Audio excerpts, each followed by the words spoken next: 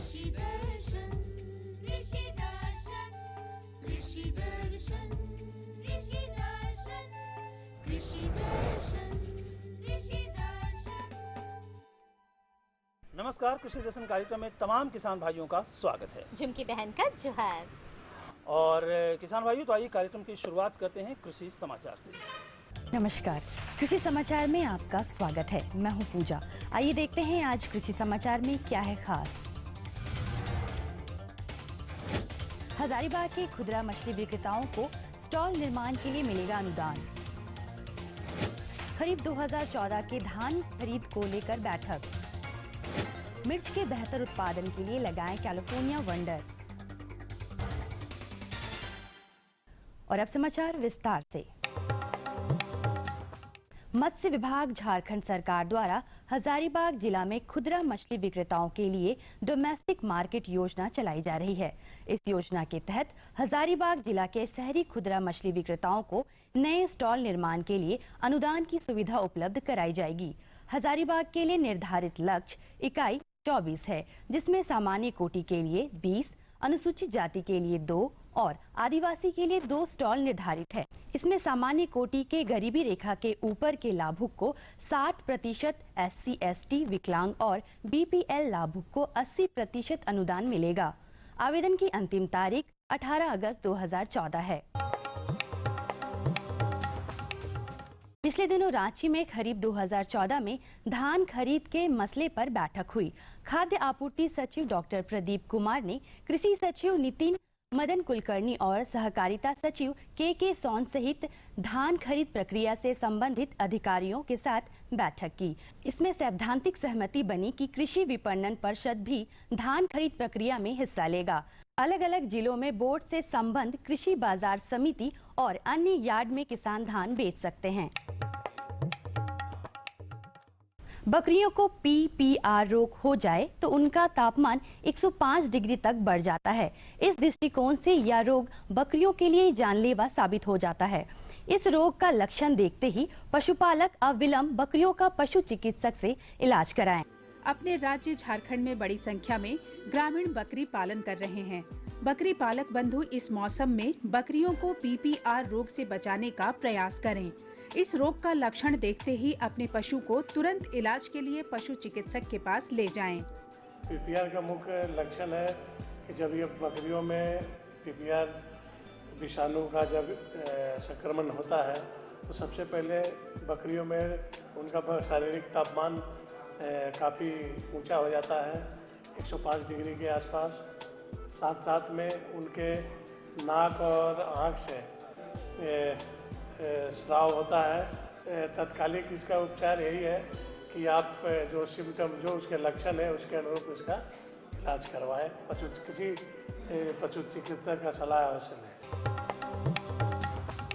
राज्य के किसान मिर्च की खेती के लिए अगस्त तक बुआई का काम संपन्न कर दे। मिर्च के बेहतर उत्पादन के लिए झारखंड के लिए अनुशंसित प्रभेदों में California wonder, Chinese giant, yellow wonder या भारत नामक उन्नत प्रभेदों का चयन कर सकते हैं।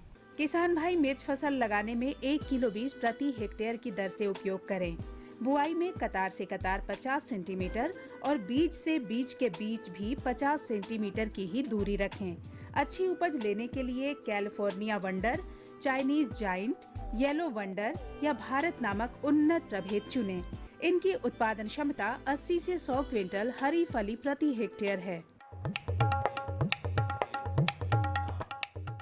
राज्य के किसान छिड़काव विधि द्वारा विभिन्न फसलों की बुआई के लिए हस्तचालित खाद एवं बीज छिड़काव यंत्र का इस्तेमाल कर सकते हैं।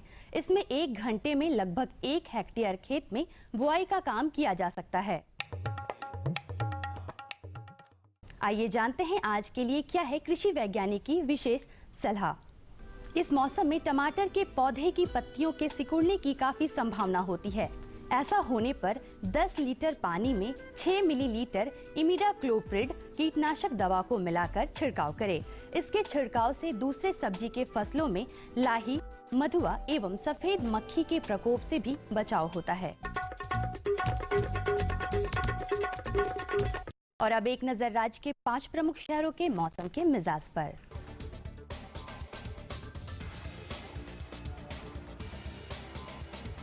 आज राज्य के 5 प्रमुख नगरों के अधिकतम और न्यूनतम तापमान कुछ इस प्रकार दर्ज किए गए। रांची का अधिकतम तापमान 29 डिग्री सेल्सियस और न्यूनतम 25 डिग्री सेल्सियस। जमशेदपुर का अधिकतम तापमान 31 डिग्री सेल्सियस और न्यूनतम 26 डिग्री सेल्सियस। मेदिनीनगर का अधिकतम तापमान 34 डिग्री सेल्सियस और न्यूनतम 26 डिग्री सेल्सियस। देवघर का अधिकतम तापमान 38 डिग्री सेल्सियस और न्यूनतम 29 डिग्री सेल्सियस और धनबाद का अधिकतम तापमान 32 डिग्री सेल्सियस और न्यूनतम 27 डिग्री सेल्सियस रहा।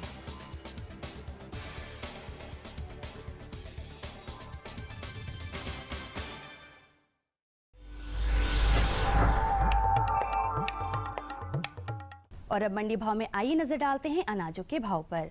आज कृषि उत्पाद बाजार समिति पंडरा रांची में विभिन्न खाद्यान्नों के थोक भाव कुछ इस प्रकार दर्ज किए गए। चावल मोटा 2350 रुपए से 2400 रुपए, चावल मध्यम 2550 रुपए से 2600 रुपए, चावल उत्तम 3550 रुपए से 3600 रुपए, गेहूं 1650 रुपए से 1700 रुपए, चना 3300 रुपए से 3400 रुपए, दाल अरहर 6050 रुपए से 6200 रुपए, दाल मसूर 5550 रुपए से 5600 रुपए, दाल चना 3750 रुपए से 3800 रुपए, सरसों तेल 8500 रुपए से 9000 रुपए, चीनी 3400 रुपए से 3500 रुपए, आलू 1200 रुपए से 1300 रुपए और प्याज 1400 रुपए से 1500 रुपए प्रति क्विंटल रहा। कृषि समाचार में आज इतना ही। अगले दिन अगले अंक में फिर होगी मुलाकात कुछ ताज़ा तरीन खबरों के साथ। तब तक के लिए दीजिए इजाजत। नमस्कार, जोहार। कृषि समाचार के अंतर्गत आपने ढेर सारी जानकारी दी। मंडी के भाव के बारे में, मौसम के मिजाज के बारे में, खेती बाड़ी के बारे में जानकारी और भी है, लेकिन यहाँ एक लेंगे छोटा सा विराम। तो इस विराम के बाद हम पुनः हाजिर होते हैं, तब तक आप बने रहिए हमारे साथ। ये लो और बताओ। बस। अरे ये क्या भैया जी, बस इतनी सी रासायनिक खाद? किसानी छोड़ रहे हो क्या? किसानी नहीं, नादानी छोड़ रहे हैं। मिट्टी की जांच कराई है। अब तो लालाजी जितनी जरूरत है उतने ही उर्वरक खेत में डालेंगे। हाँ, किसान भाई आज ही अपने जिले की नजदीकी भूमि परीक्षण प्रयोगशाला में मिट्टी की जांच जरूर करवाएं और मिट्टी में पोषक तत्व, नमी व पौधे के विकास को देखते हुए केवल जरूरत के अनुसार ही पोषक तत्व डालें। और हाँ, मिट्टी में गंधक, जस्ता, बोरोन जैसे सूक्ष्म पोषक तत्वों का पता लगाना भी न भूलें। उर्वरक और जैविक खाद के सही उपयोग से भूमि का उपजाऊपन बनाए रखें, उत्पादकता बढ़ाएं, खर्चा घटाएं और बहुमूल्य विदेशी मुद्रा बचाने में भी सहयोग दें। और हाँ, धीमी गति से नाइट्रोजन उपलब्ध कराने वाले उर्वरकों जैसे नीम लेपित यूरिया को प्राथमिकता दें और यूरिया का पत्तों पर छिड़काव करें। अरे वाह, तू तो सचमुच समझदार हो गया रे। अधिक जानकारी के लिए संपर्क करें जिला कृषि अधिकारी या किसान कॉल सेंटर। खुशबू की फुहार में, स्वाद की बहार में, तरक्की की तानों में, खिलती मुस्कानों में, हरे भरे पौधों में, बड़े बड़े सौदों में, मधुर भिनभिनाहट में, खुशियों की आहट में। NHM बागवानी मिशन, हमारी चाहत, आपकी मुस्कुराहट। विराम के बाद एक बार फिर से स्वागत है आप सभी किसान भाई बहनों का। जानकारी हमने कहा था कि अभी बहुत बाकी है, तो सिलसिला शुरू करें। बिल्कुल। तो किसान भाइयों, आज हम जानकारी देने जा रहे हैं कि सुखाड़ की स्थिति में आप क्या करें। किसान भाइयों, सुखाड़ की स्थिति में पोर्टल एक ऐसा माध्यम है जिसके माध्यम से आपको बहुत सी सारी जानकारियाँ मिल सकती हैं और साथ साथ उन जानकारियों में आपकी समस्याओं का समाधान होगा। तो ये किसान पोर्टल क्या है, आइए जानते हैं इसके बारे में। और जानकारी दे रहे हैं हमारे विशेषज्ञ जुनैद आलम जी। आज हमारे साथ है शोध समन्वयक जुनैद आलम, जो हमें बताएंगे किसान में पोर्टल महत्व क्या है और उससे वो किस तरीके से लाभान्वित हो सकते हैं। झारखंड जैसे प्रदेश में बहुत सारे ऐसे भी जगह हैं जहां सुखाड़ की स्थिति बनी हुई है, तो उस समय जो है ये पोर्टल का क्या महत्व है, किस तरीके से काम आता है, हमारे किसान भाइयों को उसके बारे में बताएंगे। पहले हम लोग किसान भाइयों के बीच में जा कर के, उनके खेतों में जा कर के, उनके गाँव में जा कर के उनके ट्रेनिंग के माध्यम से प्रशिक्षण देते थे। जो ट्रेनिंग हम लोग देते थे तो बहुत सारे किसान भाई वो ट्रेनिंग से महरूम रहते थे। बहुत सारे किसान जो खेत में काम करते रहते थे वो समय ट्रेनिंग के लिए समय नहीं दे पाते थे, क्योंकि जो वो लोग कहते थे कि अगर हम वहाँ पे जाएंगे तो हमारा बहुत सारा काम हर्ज होगा, तो तो बहुत सारे काम वो लोग छोड़ करके आ नहीं सकते थे, तो जिससे हम लोग अपने उद्देश्य में 100% सफल नहीं हो पा रहे थे। लेकिन जब से किसान पोर्टल आया है, ये भारत सरकार के द्वारा एक किसान पोर्टल चलाया जा रहा है, जिससे SMS के माध्यम से किसानों को हर तरह की जानकारी दी जाती है।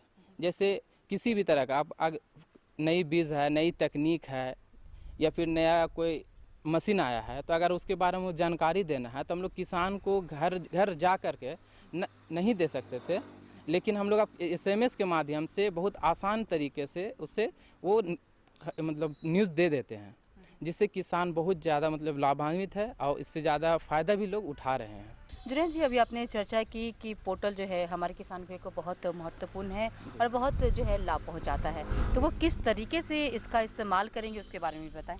किसान भाई अगर इस SMS पोर्टल से जुड़ना चाहते हैं तो वो किसी भी कृषि विज्ञान केंद्र या फिर आत्मा से संपर्क करके वो इसमें जुड़ सकते हैं। इससे जुड़ने के लिए अपना ये जो है क्या नाम है, मोबाइल नंबर रजिस्ट्रेशन करवाना पड़ेगा। अभी हम लोग इसके लिए क्या कर रहे हैं कि जैसे हम लोग जहाँ पे भी ऑफ कैंपस ट्रेनिंग हमारा जो टीम जाती है ऑफ कैंपस ट्रेनिंग के लिए, तो हम लोग सारे किसान भाइयों से उनका मोबाइल नंबर ले लेते हैं। अब मोबाइल नंबर लेने के बाद उससे हम लोग ये किसान पोर्टल में रजिस्ट्रेशन कर देते हैं। रजिस्ट्रेशन हम ही लोग कर सकते हैं, जिसका वहाँ पे रजिस्ट्रेशन पहले से ऑलरेडी एक संस्था का या एक ये का होता है, तो हम लोग उसी के द्वारा हम ही लोग उसको रजिस्ट्रेशन कर सकते हैं। तो जो किसान भाई अभी मतलब जुड़ना चाहते हैं तो कृषि विज्ञान केंद्र में आकर अपना नंबर दे दें, या फिर हम लोग जाते हैं जहाँ पे ट्रेनिंग देने के लिए, वहाँ से भी हम लोग नंबर ले आते हैं और उसको हम लोग उसमें ऐड करते हैं। उसका बहुत सारा कैटेगरी होते हैं, जैसे एग्रीकल्चर से है या फिर क्या नाम है एनिमल हस्बेंड्री है, तो सब कैटेगरी अलग अलग कैटेगरी का उसमें ऐड रहता है। उसका ऑप्शन बहुत सारे हैं, तो उसमें हम लोग उसी के माध्यम से उसमें ऐड कर देते हैं। और ऐड करने के बाद या जैसे हर ब्लॉक बाय ब्लॉक हम लोग दे दिए, और देने के बाद अब जिस लेवल का अगर हम मैसेज करना है, अगर इन्फॉर्मेशन देना है, टोटल पूरे ज़िला को एक बार इन्फॉर्मेशन देना है, तो हम लोग एक बार इन्फॉर्मेशन दे देते हैं। अभी करंट में अभी बारिश बहुत कम हुई है, तो इस क्या करेंगे, कौन सा बीज उपजाएंगे, कौन सा वेराइटी लगाएंगे, तो इसके लिए हम लोग उसे SMS के माध्यम से हमेशा अभी पर डे हम लोग SMS के माध्यम से दे रहे हैं, जिससे बहुत सारे किसान लाभान्वित है। और आके बहुत सारा और किसान लोग हमसे संपर्क कर रहे हैं कि भाई हम सर मेरा भी ये SMS के लिए रजिस्ट्रेशन कर लीजिए इसका, तो हम लोग उसी तरह से रजिस्ट्रेशन अभी कर रहे हैं।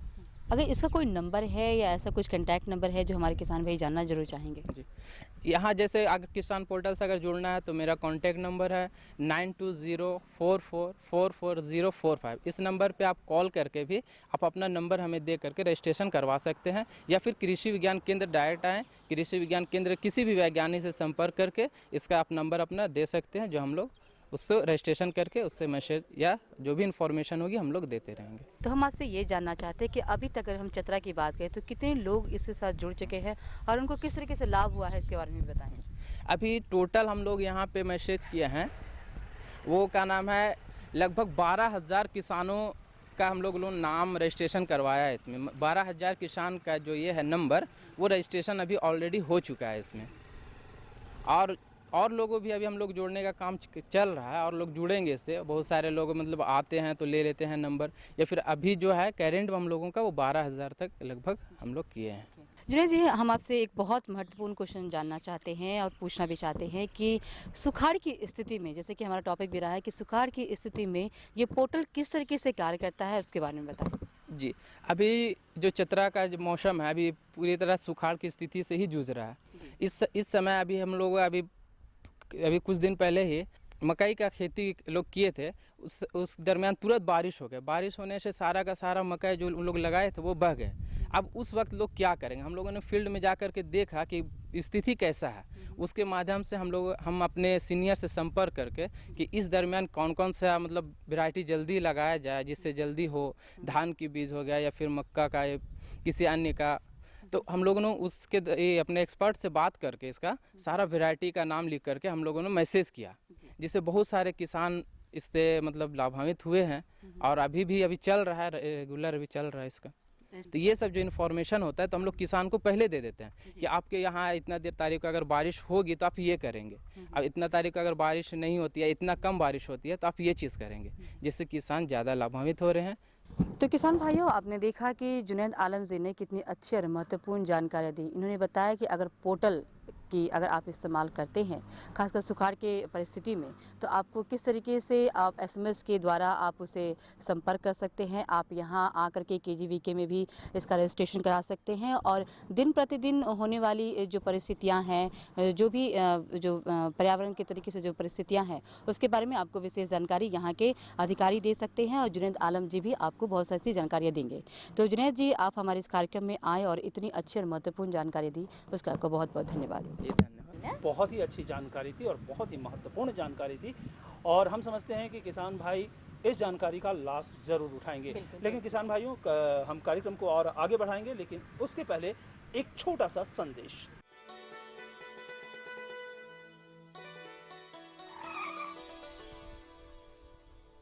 1 लीटर में 90 किलोमीटर का माइलेज है। वाह भैया, पेट्रोल तो बचा रहे हो, लेकिन पानी के बारे में क्या सोचा है? अरे सामू, पानी के पैसे से ही तो गाड़ी खरीदी है। क्या पानी के पैसे से? हाँ, सूक्ष्म सिंचाई अपनाकर मैंने पानी बचाया। इस विधि से सिंचाई करने से 75 से 85% तक जल की उपभोग क्षमता बढ़ गई, जिससे सिंचाई करने पर 30 से 50% तक सिंचाई जल की बचत हुई। तो क्या हम भी इसका लाभ उठा सकते हैं? राज्य के सभी किसान इसका लाभ उठा सकते हैं 90% अनुदान के साथ, और साथ में बैंक ऋण की सुविधा भी उपलब्ध है। तब तो हमारे खेतों में आएगी हरियाली और हमारे जीवन में आएगी खुशहाली। चलिए, ये जानकारी तो बहुत ही अच्छी थी, लेकिन हमने किसान भाई बहनों से कहा था कि जानकारी बहुत सारी है और इंतजार हमें भी है और आपको भी है, कारू दादा का, है ना भाई? तो कारू दादा का नाम भी है और कारू दादा हाजिर। जोहार दादा, जोहार। कैसे हैं कारू दादा? हाँ, ठीक ठाक है। तब बरसात के मौसम में क्या चल रहा है अभी? भाई तब जान रहे हैं बरसात है तो धान रोपनीय होगा। हाँ। लेकिन क्या करें, थोड़ा सा देख रहे हैं कम बारिश हो रहा है।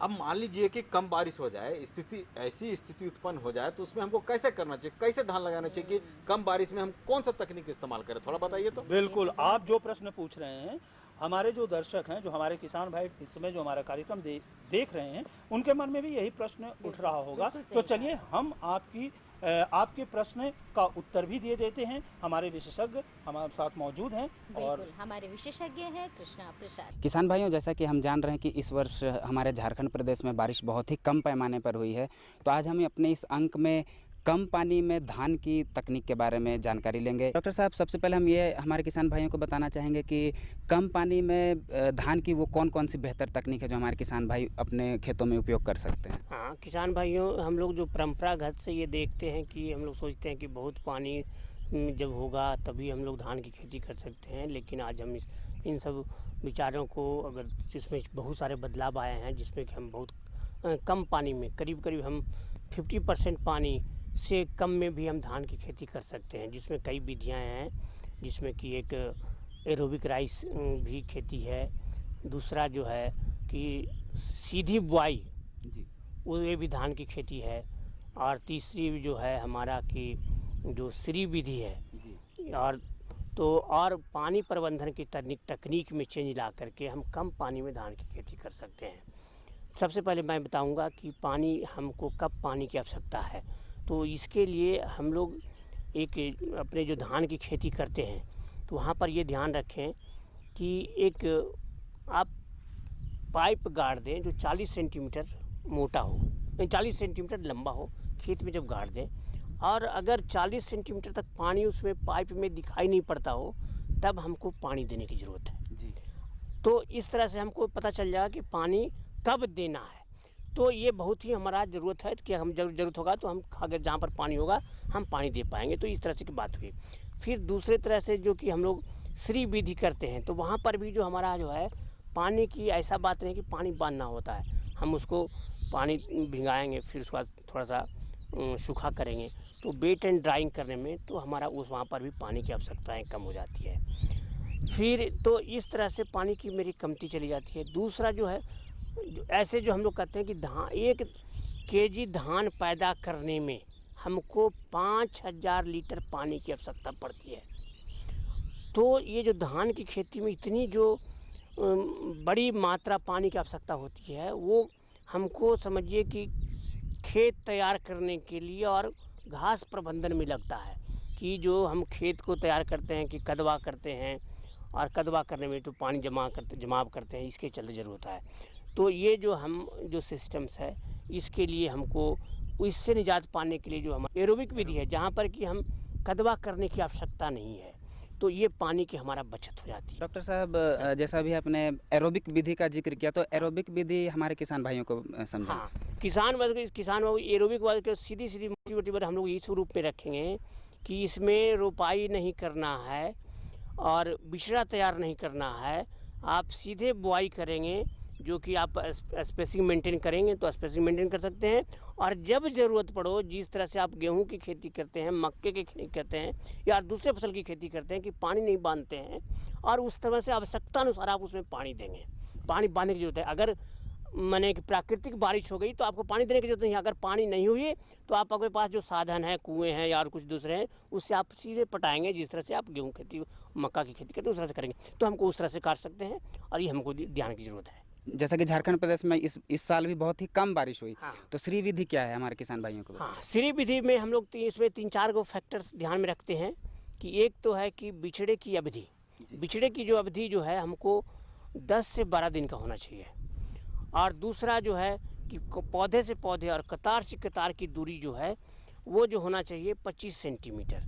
और तीसरा जो है कि जैसे ही पानी होगा तो हम उसको जो करना है कि उसमें जो बीड को मैनेजमेंट के लिए ज़रा पानी होगा तो उसमें कोनो बीडर चलाने से क्या होता है कि घास भी मरता है और उसमें रूट की प्रूनिंग होती है, जिससे उसका बढ़वार ज़्यादा हो जाता है और कल्हे भी ज़्यादा निकलते हैं। इस तरह से पैदावार मेरा ज़्यादा बढ़ता है। और इसमें एक और भी खूबी होता है कि अच्छा, पानी इसमें बांधने नहीं है, आपको भींगा हुआ रखना है, इस तरह से रुकाया जाता है तो पानी बांधने की ज़्यादा नहीं पड़ता है। और तो इसमें बीज भी कम लगता है। ये इनके फ़ायदे हैं और बहुत पैदा भी होता है, ये ध्यान रखेंगे। डॉक्टर साहब, अभी आपने जो 2 विधि बताई, एक सीधी बुआई भी आपने अभी बताई थी कि सीधी बुआई भी हमारे कम पानी में किसान भाई कर सकते हैं, तो सीधी हाँ, सीधी बुआई जैसे किसान भाई बहुत ही अवगत हैं पुरानी तरह से, जो कि वो अपलैंड में ऊपरी ज़मीन में आप खेती करते हैं कि सीधे बुआई करते हैं तो छिटा विधि करते हैं। लेकिन हम लोग मध्यम ज़मीन में भी, निचली ज़मीन में भी सीधी बुआई करके धान की खेती कर सकते हैं। जो जैसे ही हमारा जून महीना शुरू हो रहा है उस समय खेत की तैयारी करके और बीज को डायरेक्ट खेत में देने से हम उसको जो खेती करेंगे, रोपने की ज़रूरत नहीं है। और जो घास प्रबंधन के लिए जो हम तकनीक है कि जो उसमें बीडीसाइड है उसको यूज़ करेंगे। अगर हमारे पास थोड़ा खेती में करना है तो अपने मैन पावर से घास निकाल सकते हैं, तो उस तरह से हम लोग सीधी कर सकते हैं रुपाई से। और आप ये ध्यान रखें, कोई इसमें आपको इसमें नहीं है कि हमारी पैदावार घटी होगा। अगर हम घास प्रबंधित कर लेते हैं तो पैदावार कुछ समय में कभी कभी ज़्यादा भी पैदा होता है, कम पैदा नहीं होता है। ये हमारे दिमाग से इस बात को निकाल दें कि रोपने से ज़्यादा पैदा होगा, ऐसा कोई बात नहीं है। तो इस तरह जो तरीका से है, हमको कम पानी में हम इससे धान की खेती ले सकते हैं और उसमें कोई अच्छी नहीं है। हमारी तकनीक आज हैं जो कि उसको कर सकते हैं। घास मैनेजमेंट के लिए जो हमारे बहुत सारे बीडीसाइड्स हैं और हमारे पास जो मजदूर हैं, अगर अपने घर के लोग हम लोग खादी खेत हैं तो हम लोग अपने से काम निकाल सकते हैं। डॉक्टर साहब, ऐसे भी बहुत किसान भाई हैं कि जो मायूस हैं कि झारखंड प्रदेश में बारिश इस बार कम हुई है और वो अभी तक अपने खेतों में धान नहीं लगाए हैं, तो वैसे किसान भाई को आप क्या सुझाव देना चाहेंगे? हाँ, किसान भाई वो वैसे जो आदमी अभी तक उनके पास कुछ भी नहीं है और नई खेती का बिचड़ा भी नहीं कर पाए हैं और पानी भी नहीं उपलब्ध हुआ है, तो हम यही सुझाव देंगे कि वो कहीं से अगर उनके पास भी है, अगर वो 100 दिन या उससे कम दिन, जैसे धान की जो प्रभेद जो है 75 से लेकर के 150 तक के दिन का तैयार होने वाली पौधे होती हैं, फसल हैं। लेकिन जो प्रभेद जो 100 दिन 80 से लेकर 100 दिन तैयार होने वाली है, उसको आज भी अगर वो सीधी बुआई करके अगर खेती करना चाहेंगे तो उनको, अगर बाद में बारिश हो जाती है या उनको पानी पटाने के लिए हो जाएगा तो वो अपना खेती, धान की खेती कर सकते हैं, उसमें कोई अथी नहीं है। अगर जो नहीं कर पाए तो वो कहीं से भी वो जुगाड़ कर लें, कहीं से भी उनके पास अगर पहले से है, जैसे जो पुरानी जो धान थी आपको करहनी, वो भी आप कर सकते हैं, या हम बंदना है वो भी कर सकते हैं, वो भी आपको 90-95 दिन में तैयार होता है। बिरसा धान 108 है, वो भी आपको 80 दिन में तैयार, 75 से 80 दिन में तैयार होता है। फिर आपको बिरसा विकास धान 108 है, 9 है, 10 है, 11 है, ये सब भी, तो उनके पास बीज कहीं से भी वो अपना उपलब्ध करा करके ये सब बीज को लगाएं। फिर अंजलि भी है, तो ये सब लगा करके अगर अभी भी अगर वो केवल सीधी बुआई करके खेती करेंगे तो उनको धान की फसल वो ले पाएंगे। और हम किसान को समझ करें कि जो किसान भाई अपने नहीं कर पाए हैं उसको इसको अपनाएं और वो अपना धान की खेती ले लेंगे। अगर वर्षा बाद में हो जाती है या उनके पास पानी अवेलेबल होता है तो आप केवल पानी पटा करके हम कम पानी से धान की खेती कर सकेंगे। और हम आशा करेंगे कि ये कम पानी में बेहतर तकनीक इस्तेमाल करके जो डॉक्टर साहब ने अभी बताया, आप अपने धान में खेती कर सकते हैं और बहुत अच्छा पैदावार भी ले सकते हैं। डॉक्टर साहब, आप हमारे इस कार्यक्रम में आए, हमारे किसान भाइयों को इतनी अच्छी जानकारी दी, इसके लिए आपका बहुत बहुत धन्यवाद। हाँ, देखे मैंने आप लोग से भेंट हुए तो वो जानकारी हो गया, और इस बार थोड़ा सा आशंका तो है कि बारिश कम होगा। तो चलिए, जानकारी से इतना हम जाने और हमारे किसान भाई लोग जान गए कि कम बारिश में कौन सा तकनीक इस्तेमाल करेंगे ताकि धान का फसल हमारा हो जाए। बिल्कुल, तो ये जानकारी तो आपने ले लिया, हमारे किसान भाई बहनों ने भी ले लिया, लेकिन अब चलिए चलते हैं IMP पुणे। भारतीय मौसम विभाग पुणे से प्राप्त आज का मौसम पूर्वानुमान कुछ इस प्रकार है। आकाश में घने बादल रहेंगे, करीब 10 मिलीलीटर बारिश भी हो सकती है। हवा दक्षिण दिशा से पश्चिम की ओर 3 किलोमीटर प्रति घंटे की रफ्तार से चल सकती है। आज का अधिकतम तापमान 29 डिग्री सेल्सियस और न्यूनतम 23 डिग्री सेल्सियस रहने की संभावना है। अब मौसम पूर्वानुमान पर आधारित कृषि सलाह। जो किसान श्री विधि से धान की खेती करना चाहते हैं, वे रोपा वाले खेत में गोबर खाद, कंपोस्ट और वर्मी कंपोस्ट वगैरह का उपयोग 40 से 50 क्विंटल प्रति एकड़ की दर से करें। किसान भाई मड़ुआ फसल रोपने से पहले खेत में 20 kilo urea, 70 kilo single super phosphate और 12 किलो MOP प्रति एकड़ की दर से डालें। मकई फसल में अगर धड़ छेदक कीट का प्रकोप हो तो बचाव के लिए दानेदार कीटनाशी कार्बोफ्यूरान 3G दवा का 8 से 10 दाना प्रति गाभा डालें। चलिए, तो किसान भाइयों, IMD से जो जानकारी हमें मिली उस जानकारी पर हमें अमल करना चाहिए। और अब हमारे कार्यक्रम का समय भी समाप्त तो होने वाला है, तो चलते चलते हम आपको अपना पता बताएंगे। हमारा पता नोट कीजिए। हमारा पता है कार्यक्रम कृषि दर्शन, कृषि प्रकोष्ठ द्वारा केंद्रीय निदेशक, दूरदर्शन केंद्र, रातू रोड, रांची। पिन संख्या है 834-001। तो हमें रहेगा आपके खतों का बेसब्री से इंतजार, आप लिखना बिल्कुल मत भूलिए। तो इसी के साथ हम सबों को दीजिए अनुमति। नमस्कार।